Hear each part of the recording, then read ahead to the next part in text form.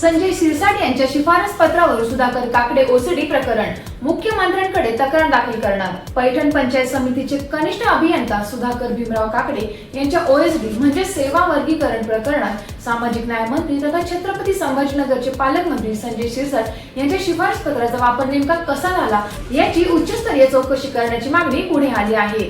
माहिती अधिकाऱ्यातून मिळालेल्या तपशिलानुसार काकडे यांच्या ओएसडी नियुक्तीचा स्वतंत्र आदेश उपलब्ध नसल्याचे समोर आले आहे। याबाबत पंचायत समिती पैठणच्या गट विकास अधिकारी मनोरमा गायकवाड यांच्याकडे विचारणा केली असता त्यांनी या प्रकरणाबाबत माहिती नसल्याचे सांगितले।